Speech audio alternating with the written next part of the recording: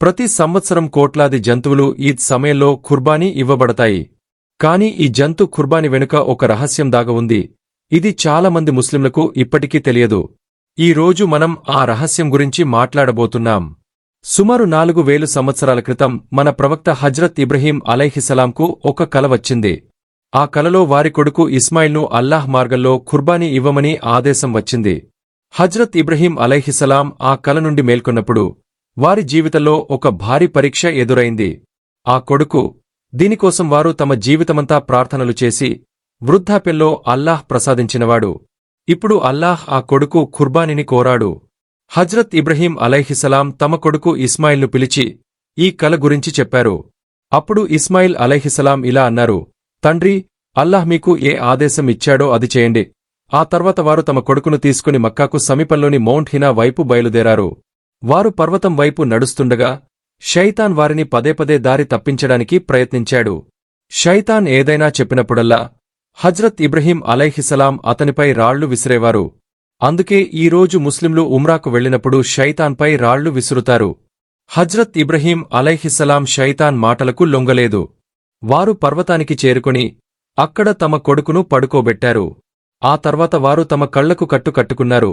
ఎందుకంటే తమ కొడుకు ఖుర్బానీ అవుతున్న దృశ్యాన్ని చూడలేకపోయారు. ఆ తర్వాత వారు కత్తి తీసుకుని తమ కొడుకు మెడపై ఉంచారు. వారు కత్తిని నడపబోతుండగా అల్లాహ్ ఒక అద్భుతం చేశాడు. జన్నత్ నుండి ఒక గొర్రె వారి ముందుకు వచ్చింది. హజ్రత్ ఇబ్రహీం అలైహిస్సలాం తమ కళ్ల నుండి కట్టు తీసినప్పుడు వారి ముందు ఆ గొర్రె ఖుర్బానీ అయి ఉంది. మరియు హజ్రత్ ఇస్మాయిల్ అలైహిస్సలాంకు ఏమీ కాలేదు. అల్లాహ్ ఈ ఖుర్బానీని ఆమోదించాడు మరియు రాబోయే ముస్లింల కోసం దీనిని సున్నత్గా చేశాడు. హజ్రత్ ఇబ్రహీం అలైహిస్సలాం యొక్క ఈ ఖుర్బానీ నిజంగా గొప్పది. కాని వారికి తెలియదు, వారి వంశంలో ఒక వ్యక్తి జన్మిస్తాడు. అతను తన మొత్తం కుటుంబాన్ని అల్లాహ్ మార్గంలో ఖుర్బానీ అవుతున్నప్పుడు తన కళ్లతో చూస్తాడు. హజ్రత్ ఇబ్రహీం అలైహిస్సలాం తమ కళ్లకు కట్టు కట్టుకున్నారు. వారి కొడుకు ఖుర్బానీ కాలేదు. కాని ఆ వ్యక్తి తన ఒక కొడుకు కాదు, 2 కొడుకుల రక్తం కారుతున్న దృశ్యాన్ని చూస్తాడు. అతని కళ్ల ముందు అతని సోదరుడి చేతులు నరికివేయబడతాయి. అయినా అతను అల్లాహ్ యొక్క ఆనందంతో సంతృప్తి చెందుతాడు మరియు తన కుటుంబాన్ని ఖుర్బానీ ఇచ్చిన తర్వాత అతను కూడా తన ప్రాణాన్ని అల్లాహ్ మార్గంలో ఖుర్బానీ ఇస్తాడు. అల్లాహ్ హజ్రత్ ఇబ్రహీం అలైహిస్సలాం యొక్క ఈ ఖుర్బానీని ముస్లింల కోసం సున్నత్గా చేశాడు. అందుకే ప్రతి సంవత్సరం కోట్లాది జంతువులు అల్లాహ్ మార్గంలో ఖుర్బానీ ఇవ్వబడతాయి. వివిధ దేశాలు, సంస్కృతులు, భాషలు మాట్లాడే కోట్లాది ముస్లింలు ఈ సున్నత్ను ఒకేసారి ఆచరిస్తారు. ఇది ముస్లింలలో ఐక్యతను తెస్తుంది. హజ్ తర్వాత ఇది ప్రపంచంలోని అతిపెద్ద మతపరమైన ఈవెంట్. దీనివల్ల బిలియన్ల డాలర్ల ఆర్థిక వ్యవస్థ బూస్ట్ అవుతుంది. రైతులు, పశుపాలకులు జంతువులను అమ్మి జీవనం సాగిస్తారు.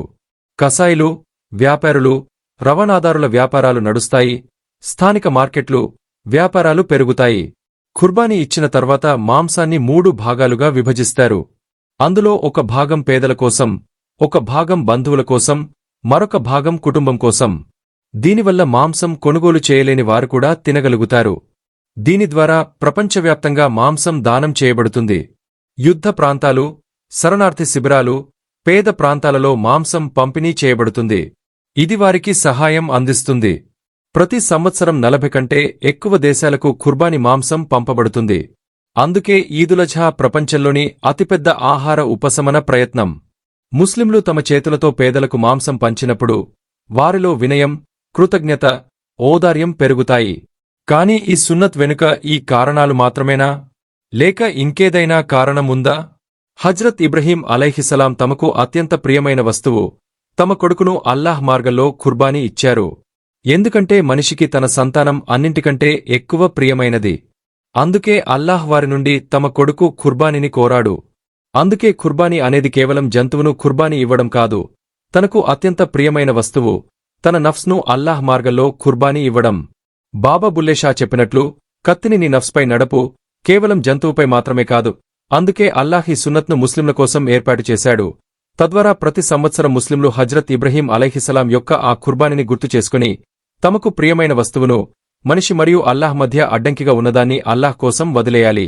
ఉదాహరణకు అహంకారం, అసూయ, లోభం, సంపద వంటివి. హజ్రత్ ఇబ్రహీం అలైహిస్సలాంకు వారి కొడుకు ఎంత ప్రియమైనవాడో, అలాగే ఈరోజు చాలామంది ముస్లింలకు వారి డబ్బు ప్రియమైనది.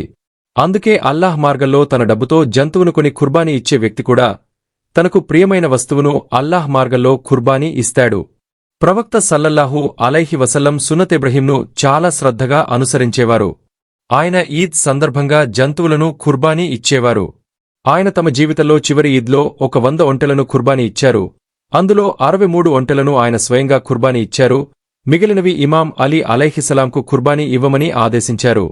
ఒక ఒంటెతో కూడా ఖుర్బానీ పూర్తి కాగలదు. కాని ప్రవక్త సల్లల్లాహు అలైహి వసల్లం తమ సంపదను ఉదారంగా అల్లాహ్ మార్గంలో ఖుర్బానీ ఇచ్చారు. ఆ కాలంలో ఒక ఒంటె అనేది ఈ రోజు లగ్జరీ కారుకు సమానం. ఎందుకంటే ఆ రోజుల్లో సంపద అంటే ఒంటెలు, మేకలు, గుర్రాలు. ఎవరి దగ్గర ఈ జంతువులు ఎక్కువగా ఉంటే వారు అంత ధనవంతులుగా భావించబడేవారు.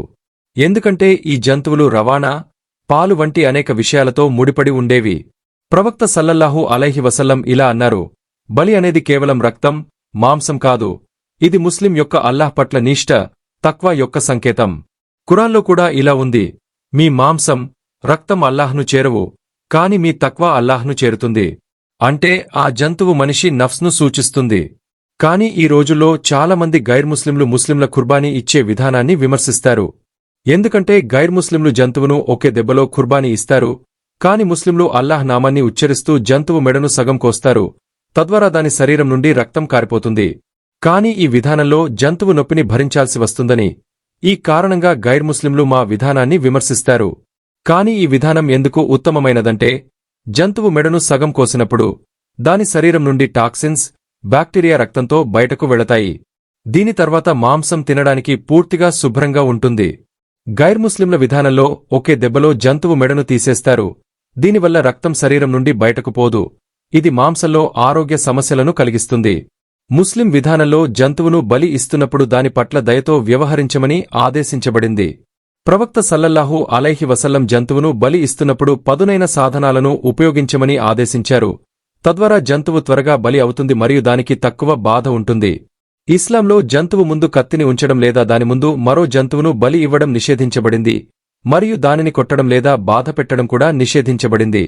పాశ్చాత్య దేశాలలో జంతువును కత్తిరించే ముందు ఎలక్ట్రిక్ షాక్ ఇస్తారు మరియు పెద్ద ఫ్యాక్టరీలలో యాంత్రికంగా 1 గంటలో వేల సంఖ్యలో జంతువులను కత్తిరిస్తారు. తద్వారా జంతువు స్పృహ కోల్పోతుంది. కాని చాలాసార్లు జంతువు స్పృహ కోల్పోదు, భయపడుతుంది. ఇది చాలా బాధాకరం. హలాల్ విధానంలో జంతువు మెడను కోసినప్పుడు ప్రధాన ధమనులు, గాలి నాళం, గొంతు కత్తిరించబడతాయి. దీనివల్ల మెదడుకు రక్తపోటు వెంటనే పడిపోతుంది. దీనివల్ల 3 నుండి 5 సెకన్లలో జంతువు స్పృహ కోల్పోతుంది. దాని స్పృహ నష్టపోతుంది మరియు మెదడు పనితీరు కోల్పోవడం వల్ల జంతువు నొప్పి గ్రాహకాలు పనిచేయడం ఆగిపోతాయి. దీనివల్ల జంతువుకు నొప్పి ఉండదు. హెనోవర్ విశ్వవిద్యాలయంలో జరిగిన ఒక అధ్యయనంలో బ్రెయిన్ వేవ్ మానిటర్ల ద్వారా హలాల్ విధానంలో జంతువును ఖుర్బానీ ఇస్తూ అధ్యయనం చేశారు.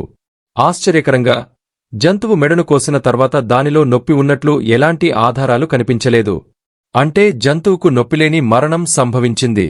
ఈ ఈద్ మీ అందరికీ ఒక అవకాశం. మీకు ప్రియమైన వస్తువును, మీకు మరియు అల్లాహ్ మధ్య అడ్డంకిగా ఉన్నదాన్ని అల్లాహ్ మార్గంలో ఖుర్బానీ ఇవ్వడానికి. ఈ వీడియో మీకు నచ్చినట్లయితే లైక్ చేసి షేర్ చేయండి.